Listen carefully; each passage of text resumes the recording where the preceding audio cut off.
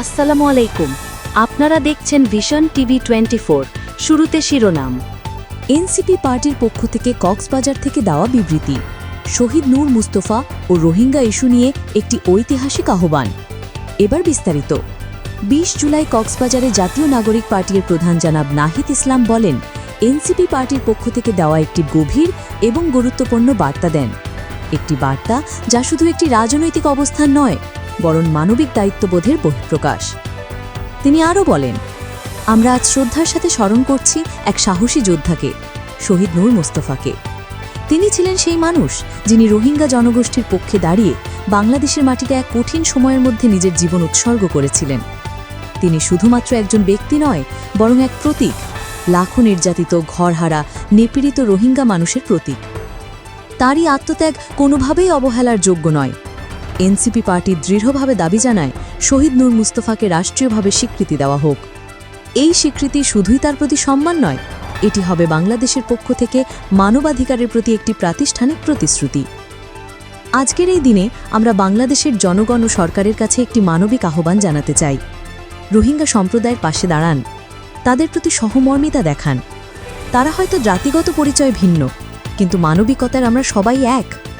পৃথিবীর ইতিহাসে কখনো কোনো জাতি চিরকাল অবহেলিত থাকেনি। সংগ্রামী জাতি ইতিহাস সৃষ্টি করে। রোহিঙ্গারা ঘরহারা হতে পারেন, কিন্তু স্বপ্নহারা নন। তাদের চোখে এখনও জ্বলছে শিক্ষা, শান্তি এবং সম্মানের স্বপ্ন। আর সেই স্বপ্ন বাস্তবায়নের দায়িত্ব আমাদের সবার। এনসিপি পার্টি এবং বাংলাদেশের সচেতন নাগরিকদের পক্ষ থেকে আমরা আজ আন্তর্জাতিক সমাজের দৃষ্টি আকর্ষণ করছি। আমরা জোরালোভাবে দাবি জানাই, রোহিঙ্গাদের তাদের নিজ দেশে, নিজ ভূমিতে ফিরিয়ে নেওয়ার বাস্তব ও টেকসই ব্যবস্থা গ্রহণ করতে হবে। এই মানুষগুলোর অধিকার আছে নিরাপদে বসবাস করার, মৌলিক শিক্ষা ও স্বাস্থ্যসেবা, আত্মমর্যাদা নিয়ে জীবনযাপনের। আমরা বিশ্বাস করি, শহীদ নূর মুস্তফার রক্ত বৃথা যাবে না। এই রক্ত আমাদের শিখিয়েছে কিভাবে ভিন্ন পরিচয়ও একত্রে দাঁড়ানো যায়, শিখিয়েছে ভালোবাসা, ত্যাগ এবং অধিকার আদায়ের জন্য সংগ্রাম করা। আজ আমরা এনসিপি পার্টির পক্ষ থেকে স্পষ্ট করে বলছি, আমরা রোহিঙ্গাদের পাশে আছি। আমরা তাদের অধিকারের পক্ষে কথা বলছি। আমরা ঐক্যবদ্ধ।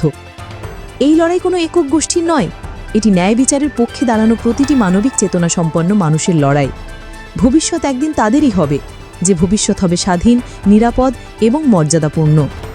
সেই শুভ দিনের প্রতীক্ষায় আজ আমরা একটি প্রতিশ্রুতি দিয়ে যাচ্ছি। আশা হারাবেন না, সংগ্রাম থামাবেন না, অধিকার আদায় হবেই। শহীদ নূর মুস্তফা আমাদের শক্তি হয়ে পথ দেখিয়ে যাবেন।